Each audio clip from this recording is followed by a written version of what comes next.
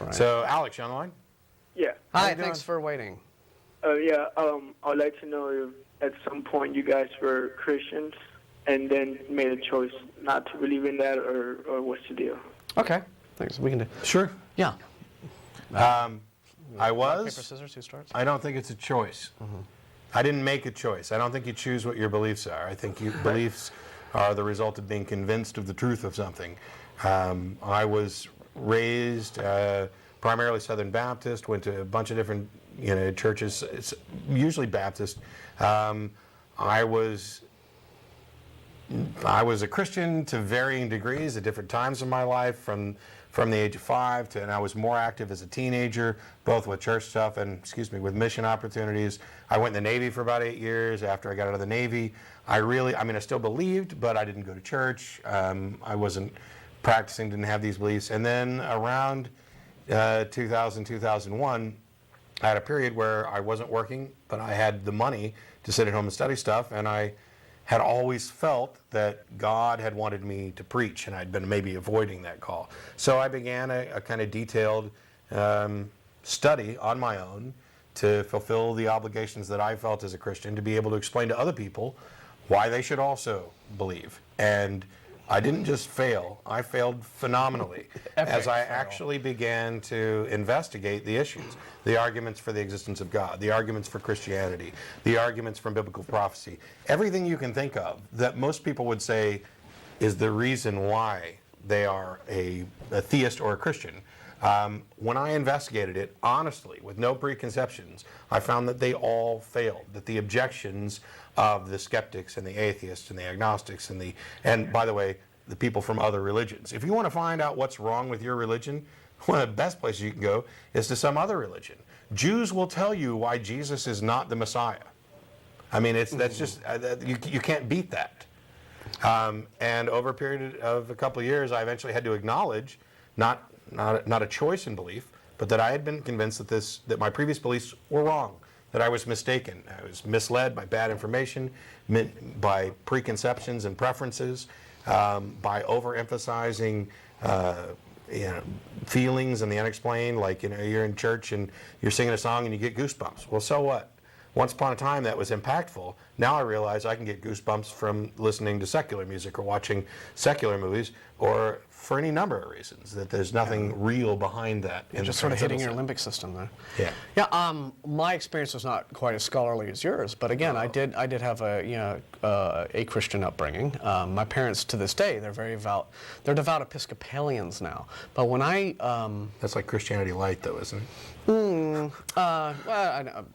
Well, in terms of not being, hardcore right-wing, Southern Baptists.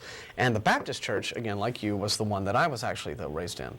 And it was only until after I got out of the house that they decided, well, we want to go back to our the Episcopal church. So baptism leads to atheism? I'll stop interrupting now. Go ahead. It could very well. Certainly it did to me in my case.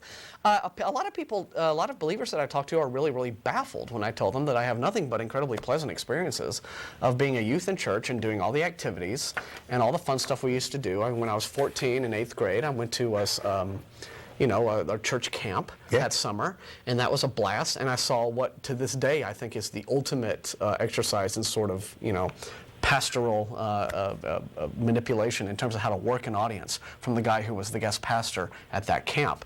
It was brilliant. It was performance art practically.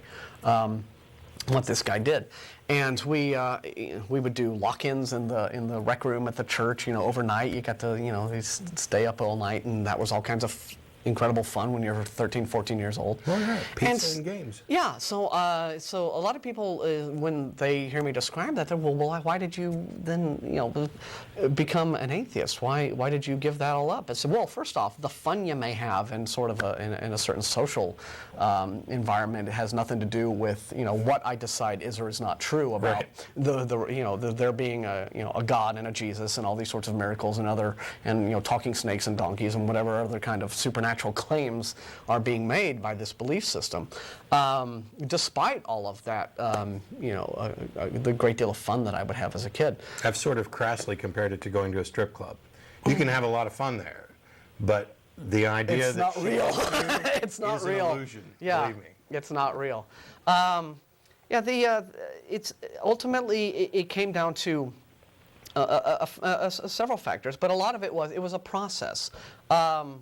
I think a lot of Christians, when they ask us this question, well, why did you guys, what made you become atheist? Were you ever Christian before? They're looking for sort of the atheist version of the conversion experience. Yeah. The road to, there is no sort of atheist road to Damascus. What you usually find is that it is this long process that you go through, and sometimes quite often very confusing and painful, where you are suddenly, for one reason or another, prompted to think about the beliefs that you are taught in a church environment, and then how you see those beliefs either fitting in or conflicting with stuff you're actually observing in the real world. That was what hit me.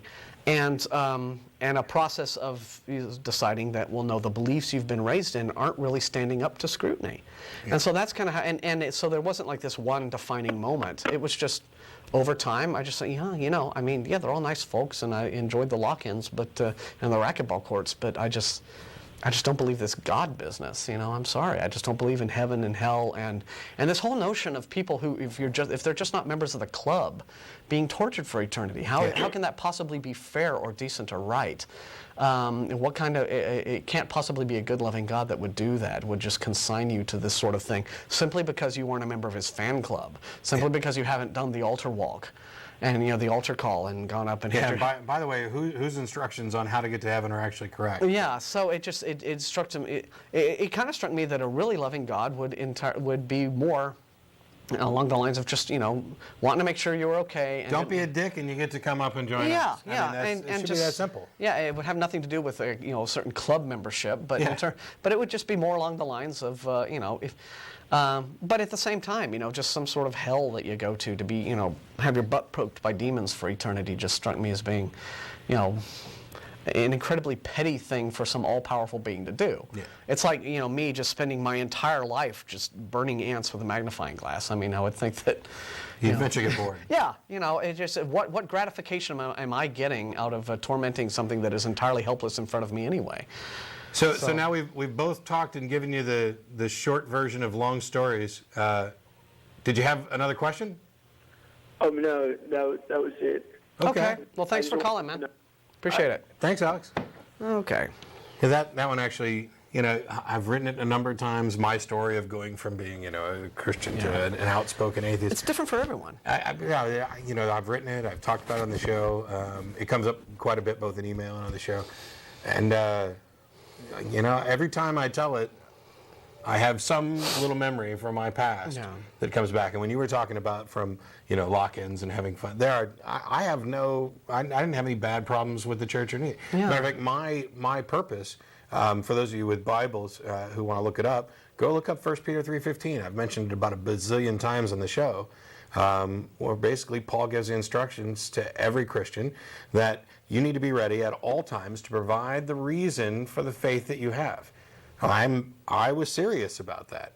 And the word there in the Greek, for you Bible geeks like me, is logos. It doesn't just say, I believe because I believe. You can't give some cop-out.